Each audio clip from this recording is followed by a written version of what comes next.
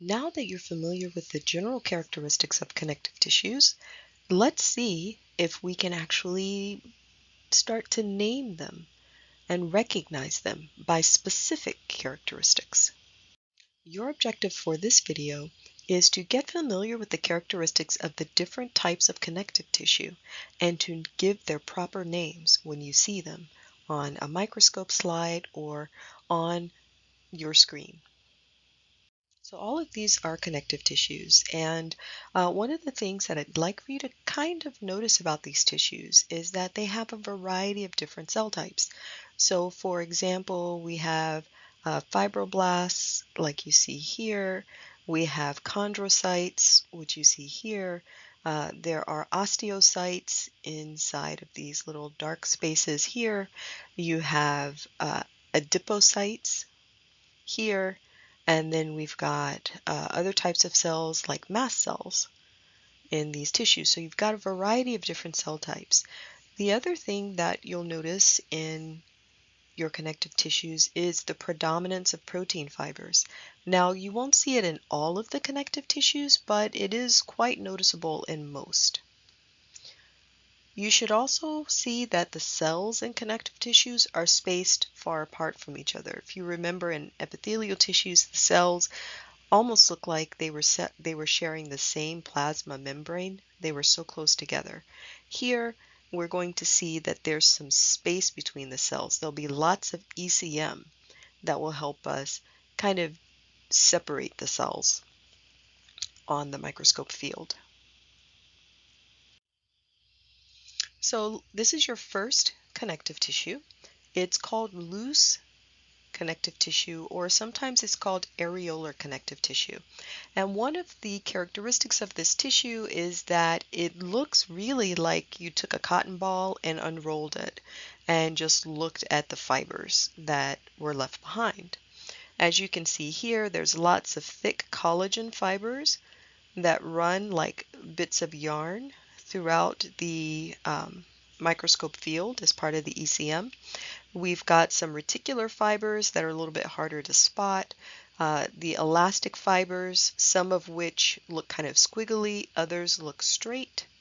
They're running throughout the microscope field as well. We'll see lots of ground substance, so the kind of clear background that the protein fibers are laying on. That's the ground substance, so you can see that. And we'll see lots of different cell types. So for example, we'll see lots of fibroblasts. They tend to predominate in this tissue type, but those aren't the only types of cells. You might see mast cells, you might see adipocytes, you might see macrophages, all sorts of things. So when you get this on your lab practical, the areolar tissue is going to look like what you see on the left side of your screen. It'll look like this. So kind of commit this image to memory. When you see areolar connective tissue in an organ, it doesn't look like the slide on the left usually, but it'll look a little bit more like what you see here on the right. Okay, so just kind of keep that in mind. It's almost as if we took the image on the left and we kind of rolled it up so that a lot of the fibroblasts were sitting on top of each other. Then you get something like what you see on the right. This is adipose tissue. Its primary role is storing energy. You'll know this tissue when you see it because it looks like a bunch of oil droplets on the microscope slide, but the oil, instead of being yellow, usually looks white like this. So adipocytes usually have a large central lipid inclusion, and it takes up the majority of the space inside the cell. So much so that the cytoplasm of the cell and the nucleus of the cell gets pushed to the periphery of the cell. So these dark purple dots that you see here, those are the nuclei for these adipocytes, and they are always on the periphery. So when you prepare these slides in order to stain them, the lipid inclusion gets solubilized, it dissolves, and gets washed away. So you're left with this kind of white hole where that inclusion was. So that's really what you're looking at. But it gives this tissue a very distinctive appearance. Here you can see the white circles that are the adipocyte cells, and this is adipose tissue.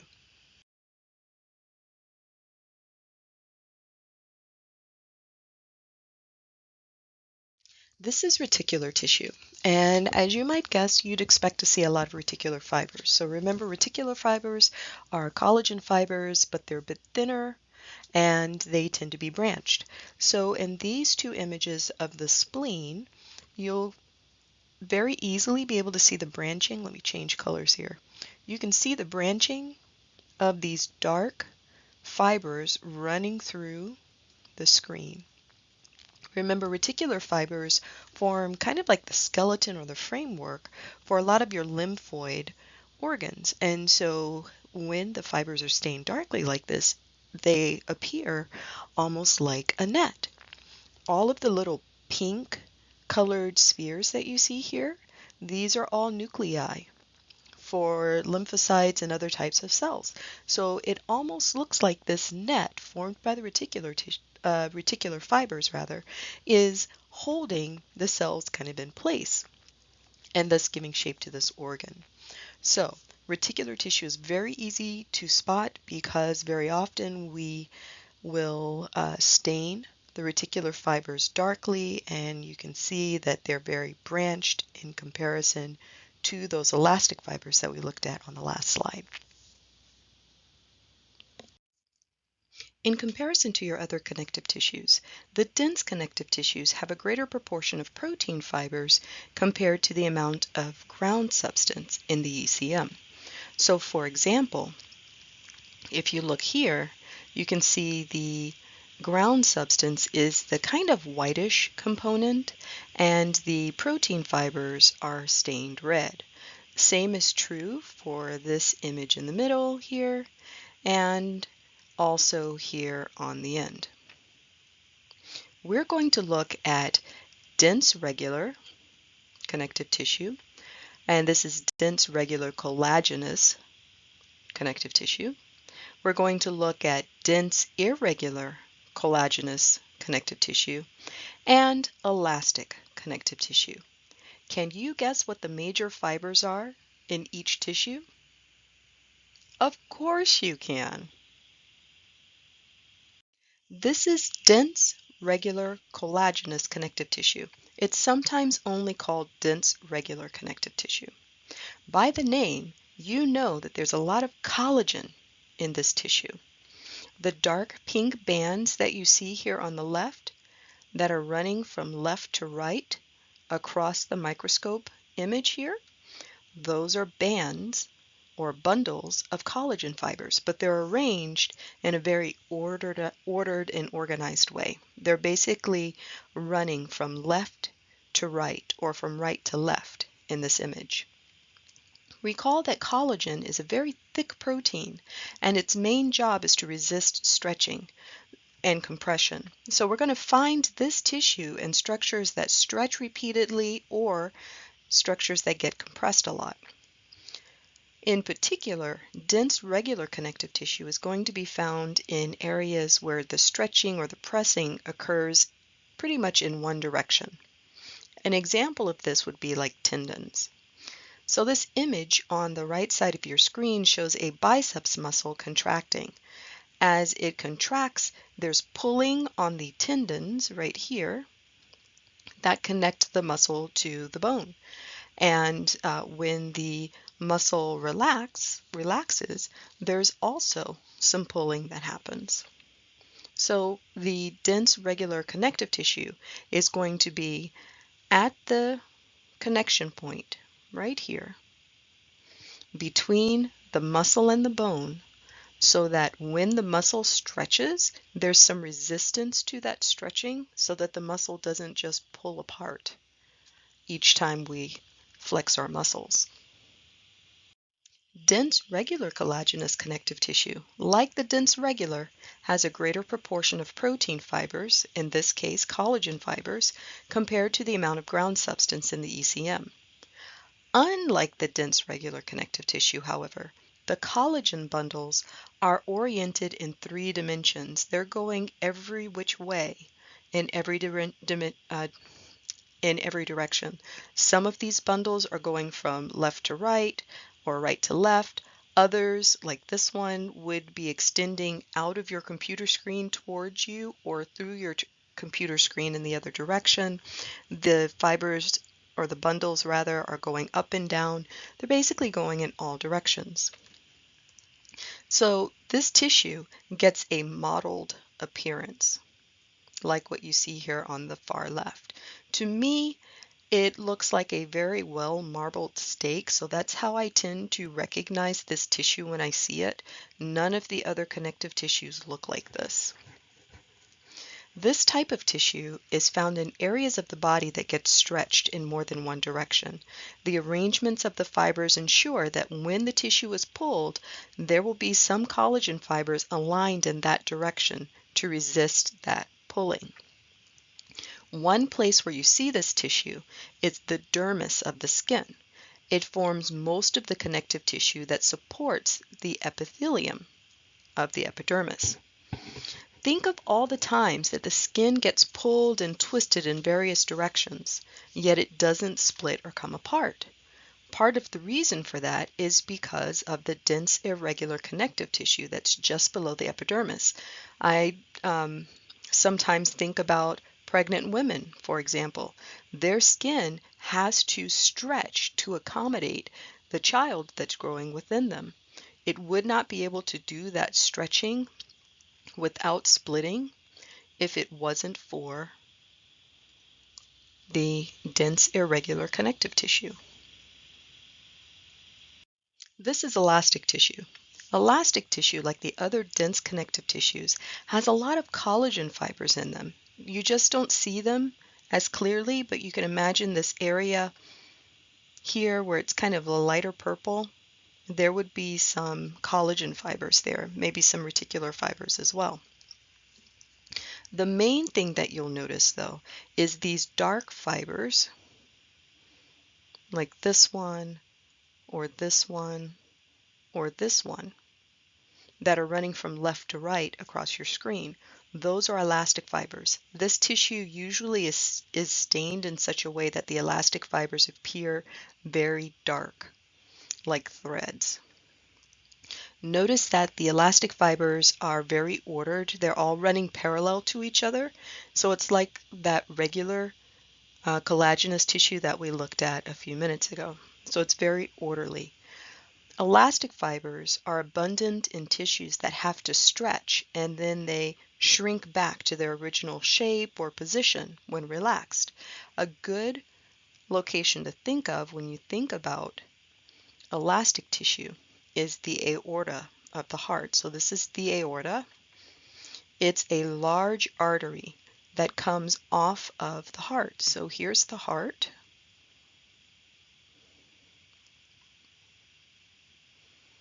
On this cadaver. And then you can see the aorta going up this way. So what happens is every time the heart contracts, it pushes a large volume of blood from the chambers of the heart from the chambers of the heart down here into the aorta. And then the aorta has to stretch in order to accommodate that volume of blood without splitting. When the aorta splits, that's lethal. So this organ stretches to accommodate the volume and the force of the blood, and then it recoils back to its original shape. And the importance of this is that it acts almost like a secondary pump. The blood that's coming out of the heart has to go not just to the trunk of your body, but it has to make it out to your fingertips and your toes. That's a really long distance. The beating of the heart is not enough to get blood to all the places that it needs to go. So the aorta, being like a secondary pump, helps to push the blood a little bit farther into the next blood vessels. cartilages are specialized connective tissues as well. Generally, cartilages are kind of rigid, but they're also a little flexible. If you think a little bit about the last time you had chicken, if you eat meat, if you've ever had the leg from a chicken, there's very often a bit of whitish material on the ends of the leg. That's cartilage. So you know that it's kind of hard, but it also bends just a little bit. Its main function is to connect and protect different parts of the body and body structures. Hyaline cartilage, when you see it, has a kind of glassy appearance. Hyaline cartilage is what you see connecting the bones on a chicken.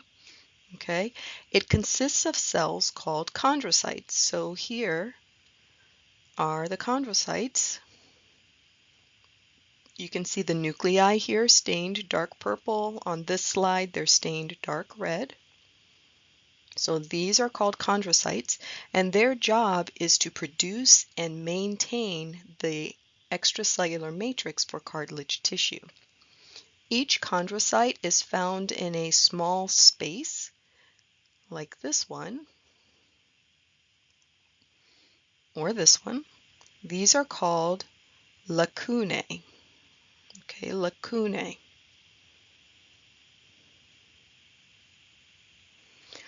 These cells have relatively small nuclei, and sometimes you'll see little lipid droplets in their cytoplasm. Your cartilages are covered by a protective sheath called the perichondrium. And I do want to let you know that this is the most common type of cartilage in the human body. It's the hyaline. Now you might be looking at the ECM here. So the ECM is this kind of lilac colored or light purple colored area that's between the lacunae. You might be looking at that and thinking, oh, I don't see any protein fibers, so this must not have protein fibers in the ECM. And you would be incorrect on that. There are protein fibers. There's a lot of collagen inside of hyaline cartilage. It's just that it doesn't stain very well, so you don't see it very well. You'll find hyaline cartilage like this in the nasal septum. That's basically the cartilage piece that separates your nostrils in your nose. You can also find it at the ends of your ribs, and you'll find it in the tracheal rings. Okay, the tracheal rings. So the trachea is a tube that you probably know as your windpipe. It carries air that comes from your nasal passages or from the oral cavity. Okay, that air goes into the pharynx, and then from the pharynx it goes down here into the trachea. That's, again, the windpipe. Now, the hyaline cartilage forms rings that help hold this tube open so that air can pass from the trachea into the lungs via the bronchi here. Okay, it goes in via the bronchi, B-R-O-N-C-H-I. So without the hyaline cartilage rings in the trachea, the tube would basically collapse and we would suffocate. Similar to hyaline cartilage, elastic cartilage has chondrocytes in lacunae, but there's one noticeable difference. Elastic cartilage has short elastic fibers in its ECM. Perhaps you can see them as these darkly stained but very short strands throughout the ECM. Here you can see them. They're not as distinct, but if you look closely, you'll see it looks like a little network of fibers. Okay. You may also notice that the lacunae in elastic cartilage can also be larger. For example, here's a lacuna. It's pretty large. This one is pretty large. So is this one. So when I'm looking at tissues under the microscope, if I see really large lacuna and I see those little fibers in the background, I automatically know that's elastic cartilage. You tend to find this tissue in areas of the body that need to vibrate or to be flexible. As a component of the outer ear, elastic cartilage helps to funnel sound into the auditory canal so that you can hear it. And then another place for this elastic cartilage is in the epiglottis. So the epiglottis is a little flap of elastic cartilage. You can see I've circled it in yellow here. Okay, you can see the flap is right here, and it has a really cool job. When you breathe air into your nose, actually, let me get rid of some of these circles so I'm not confusing you. Sorry about that. So when you breathe in air through your nose, or when you take in air through your mouth, again, it goes into this one passage called the pharynx at the back of your throat. Then what it's supposed to do is come down here. Then it goes through the larynx and the trachea down to the lungs. Now, there's also something else that happens here. Air isn't the only thing that we take into this part of our body. When we eat, food comes in through the oral cavity. It also goes through the pharynx, right? But what we don't want is for food to go down into the larynx and down to the lungs.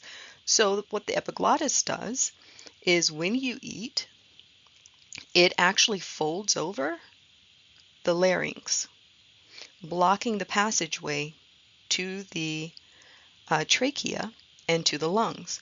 So that means that when you eat, food goes through the pharynx, but then it goes down into a long tube called the esophagus and then down to the stomach. So the epiglottis has to be flexible so that it can fold down and cover the larynx when you eat. Have you ever eaten something and it like gets caught in your throat and you're sitting at the table and coughing really hard and you can feel it kind of scratching in your throat? What's happening there is that the food has gotten caught here at the epiglottis and you're coughing, forcing air violently up through the trachea and larynx in hopes of getting the epiglottis to vibrate and cause the food to come up and out. Then the epiglottis moves down again and the food goes down into the esophagus and the stomach. So when you feel that tickling at the back, it's not actually that you've gotten food into the trachea and the lungs, but it's just that the epiglottis is trying to do its job and block that passage to your lungs. And you just feel the food sitting there. This is an image of what the epiglottis actually looks like in someone's throat. There is a medical disorder where the epiglottis is actually visible at the back of the throat, but for most people it isn't. It sits a bit deeper, as you can kind of see here. Fibrocartilage, which you see here, is chock full of collagen, and the collagen is organized in a very orderly manner, an orderly orientation. You can see, for example, that collagen fibers are coming down this way in this image. So these are bundles of collagen. And you see the same thing happening here. Now, what's going to distinguish this from the elastic cartilage or from the dense regular connective tissue is a couple of things. Number one, you know that this is not dense regular connective tissue because you see the lacunae here with the chondrocytes in them. So that tells you automatically that this is a cartilage. So now you have to decide, is it elastic cartilage or is it fibrocartilage? This is actually fibrocartilage. Notice that the protein fibers are much longer than they are in the elastic cartilage. So those two things should kind of help you. Fibrocartilage is a tough tissue. It's found in areas of the body where resistance to pulling and compression is paramount. This includes the intervertebral discs. These are little cartilage discs that are in between the bones in your spine. There, the fibrocartilage helps improve the fit between the bones, and it also helps reduce impacts when we jump or when we run or when we move. So it reduces impacts to the vertebrae, the bones in your back. We also find fibrocartilage in the pubic symphysis, where it helps hold the pelvic bones together anteriorly. And we'll also find fibrocartilage in ligaments. So ligaments are bits of connective tissue that connect one bone to another. Fibrocartilage does have a perichondrium, doesn't have a great blood supply, so damage to fibrocartilage is very slow to heal, just like with most of your other cartilages. Almost done. This is bone. Bone is an amazing tissue. You're going to learn just how amazing it is in a couple of weeks, but this is what it looks like. Bone has a lot of different functions, but one of the most important is providing support and protection for our organs. There are two types of bone. This one is the one I expect you to know when you see it under a microscope. This is called compact bone. This is the bone that you see when you look at a skeleton. It appears smooth and kind of a whitish yellow, and it's very hard. Under the microscope, we can see that compact bone is made up of circular units. Let me use my trusty pin here to try to highlight one of them for you. So this is part of one. This circular unit is called an osteon. Okay, an osteon. And osteons are composed of concentric layers of bone.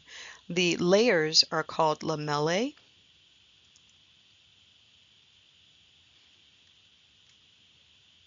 Okay, they're called lamellae, and they have lots of collagen in the ECM.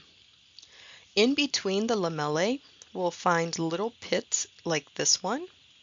This is called a lacuna also, kind of like with the cartilage, and inside of the lacuna is a cell called an osteocyte.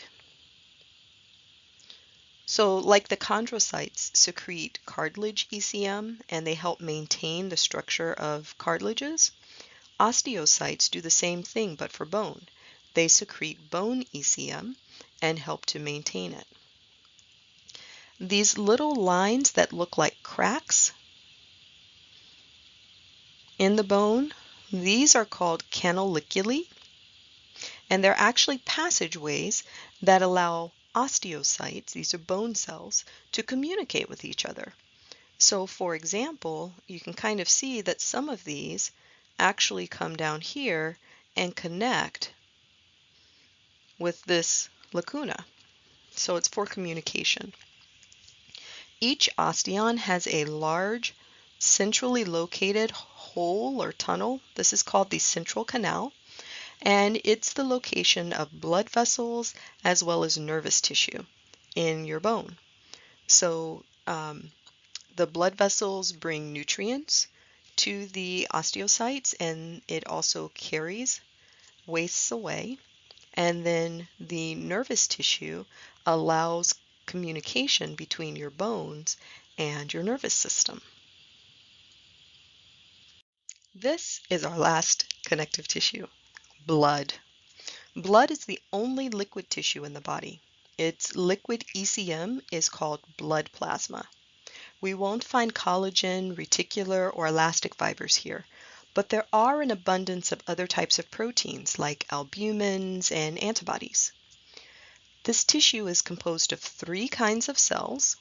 You have red blood cells, which are sometimes called erythrocytes, and they are the kind of pink-looking donut-like structures that you see here.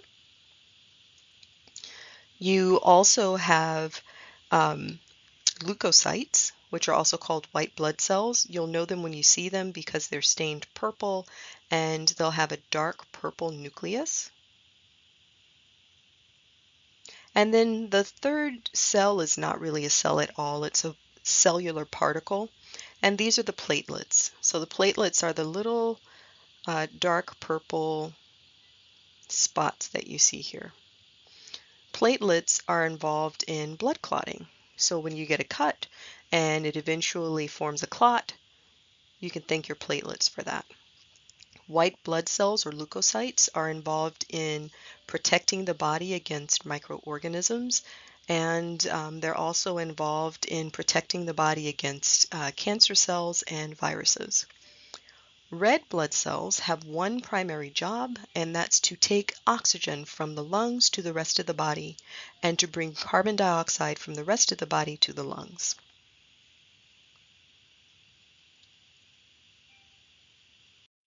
So now let's do a little test. Now that you've been through all the tissues, here are 6 connective tissues. Why don't you take a piece of paper out, number 1 to 6, and then try to name these tissues. Press pause on this video while you do your naming, and then when you're ready to see whether you're correct, press play again.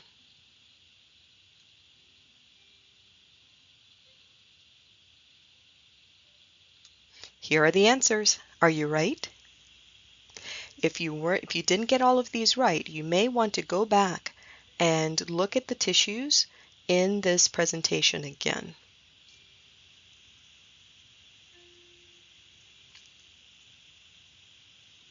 Now I hope you have an idea of how to identify these connective tissues if you see them on a slide during a quiz or a lab practical. I've put a Quizlet in your course space that has a mixture of tissues in it. Hopefully you can identify connective tissues versus epithelial tissues when you work through that Quizlet. There is a quiz for this week, so make sure you complete that before you move on.